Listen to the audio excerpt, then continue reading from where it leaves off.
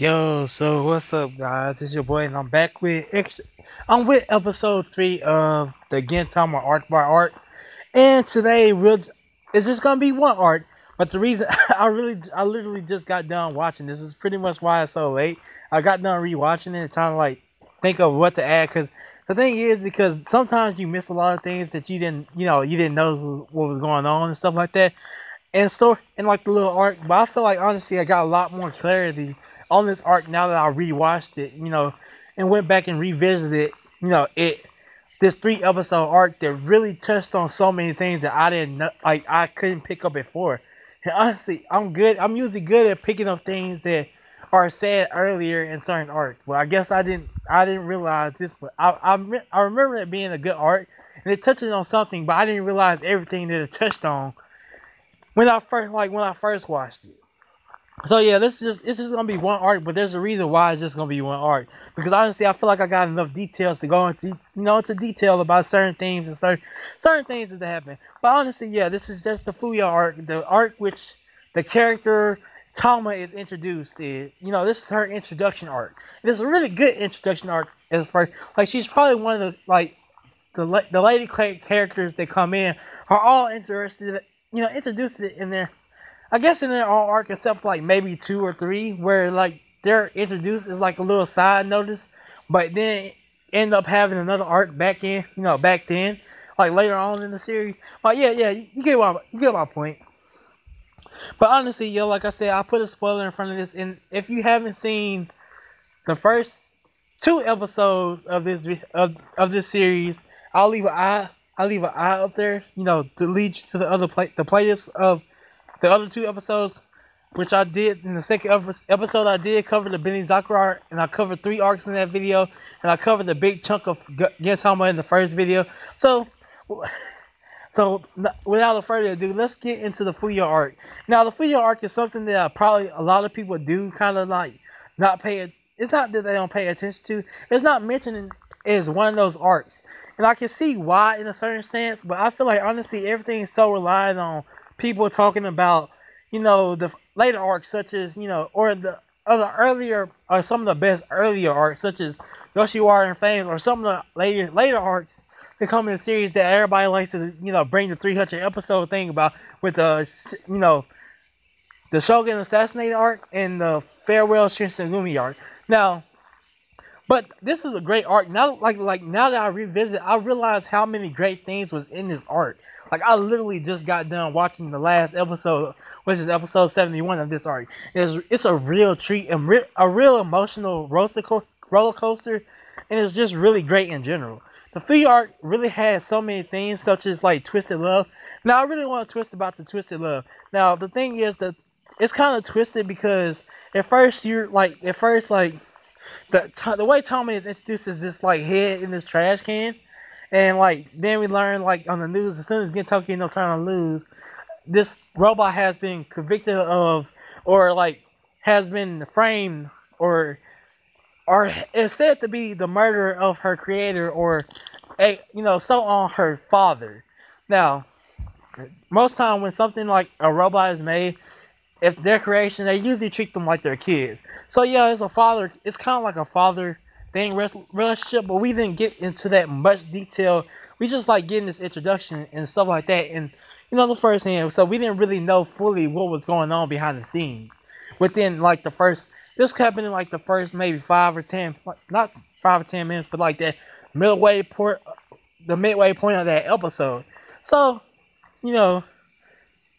we did find out what the relationship is and what actually happened. And I feel like honestly it's so twisted. Like the twisted love comes in mainly because at first when we get the first backstory, it made it seem like he really cared for like his daughter and stuff like that. Like he probably does care, but he wants to like the creator. There's now this robot that had happened. Like this robot is now saying that he's doing everything for his daughter. He wants to do everything, give her friends and stuff like that. The sick daughter. He wanted, his daughter to not be lonely, and now he's doing that for Tama, or as he wants her to be called, since he wants her to be kind of like her daughter, like a reincarnation of his daughter. He wants her to be not lonely as well. So He kept on, kept on creating maids and stuff like that.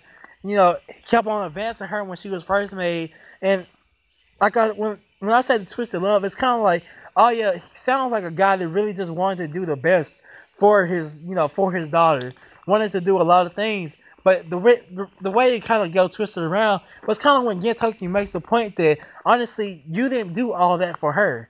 You did that so you wouldn't be lonely. When it comes to being lonely, it wasn't just her that was being lonely. It was you that really wanted not to be lonely. You wanted to become a robot to escape that feeling of anguish when your daughter died. You wanted to give her immortality and stuff like that.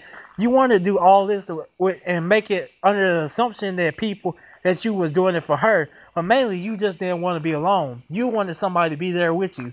So you tried everything you could to keep your daughter alive, reborn her, stuff like that. And honestly, I feel like it was a great theme. Like, there's not really that much, a twisted love theme is kind of different in certain series. I know certain series do use it, but honestly, I feel like not a lot of series do it as well, or not a lot of series do it in general.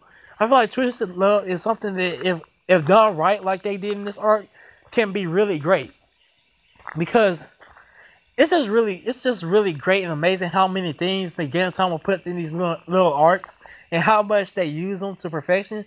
Honestly, I'm pretty much probably gonna do that from now on, just to rewatch this arc, because there's so many things I picked up. Rewatch each arc. There's so many things I actually picked up from these arcs. So honestly, and there's some more things. I feel like honestly, Tama's developing in these 3 little episode arcs, from her now from her being somebody that is a machine, but a machine that could cry, to her going from understanding what Kentucky means by, what it means to be actually have human emotions.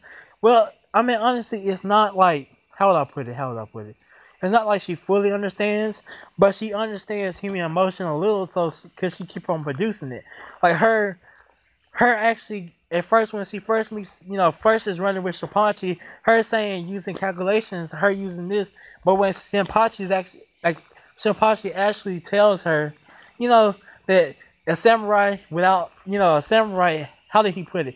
A samurai that will run away and leave somebody in danger would die is their samurai. It was something like that something in context like that. To put it in context, it means that if you even if you are managed not to die, die a real death, not a real death, but if you manage to escape death, if you do that without protecting something or keeping the ones that you you love safe, to your dying breath, then your pride as a person dies with that.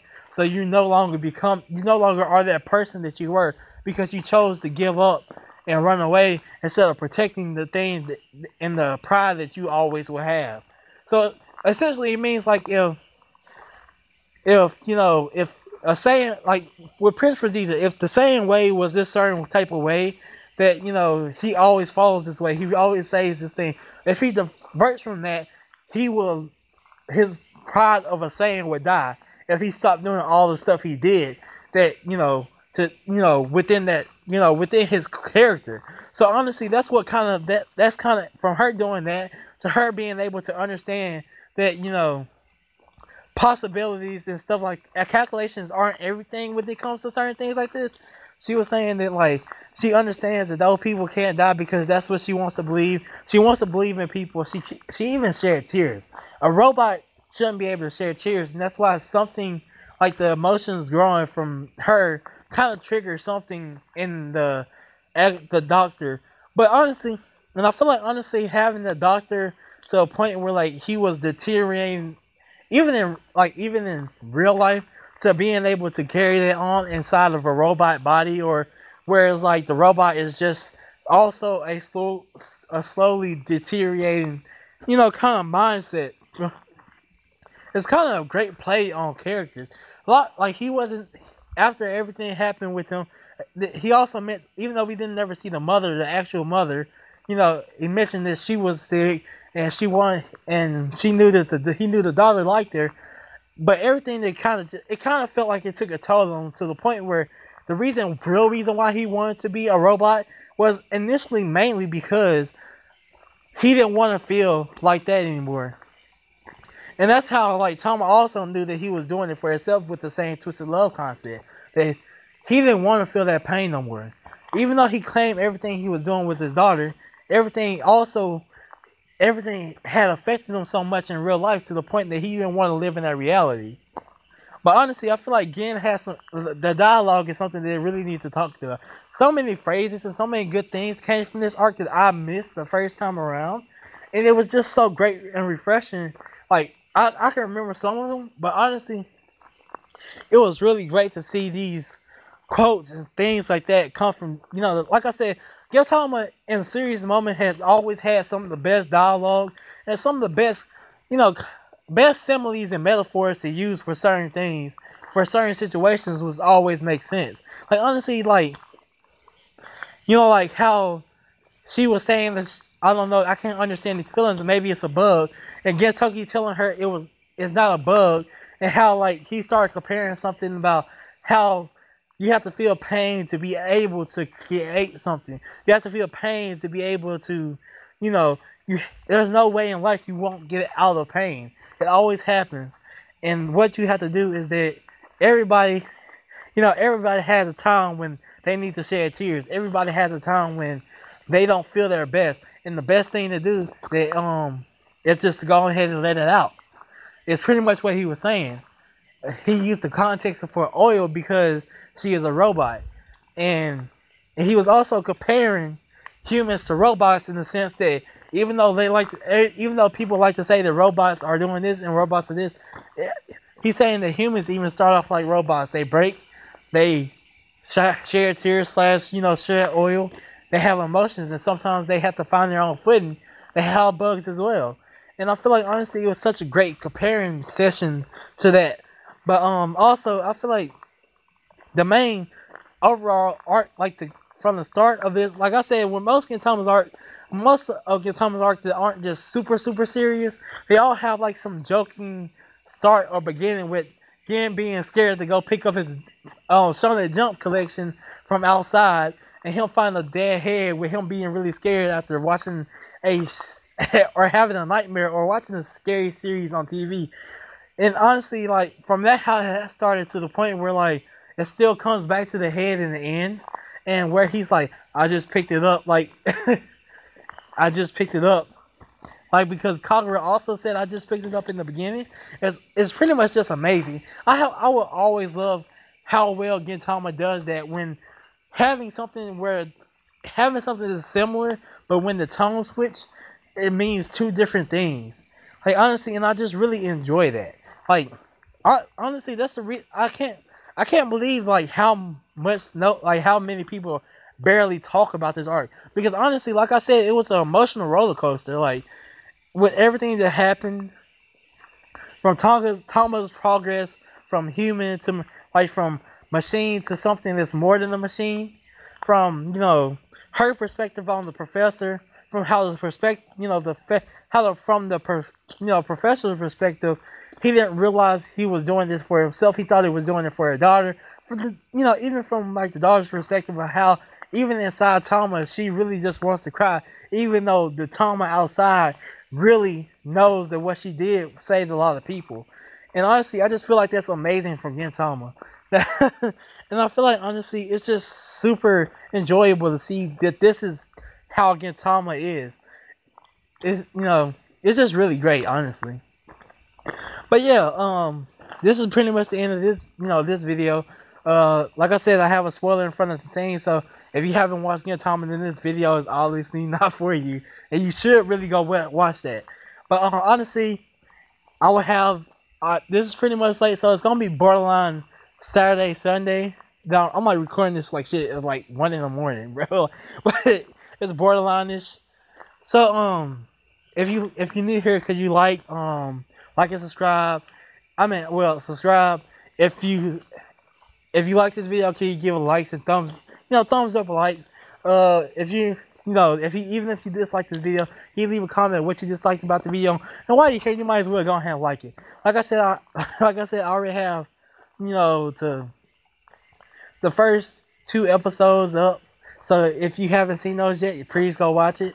And also next week, I think the arc that I'm really gonna be focusing on, and it's gonna be another single arc one, is the Yagyu arc. And now I will do the same thing like I did for the other arc. I will rewatch it just to catch some of the things that I missed. So yeah, this has been Stark OJ. Peace. Peace.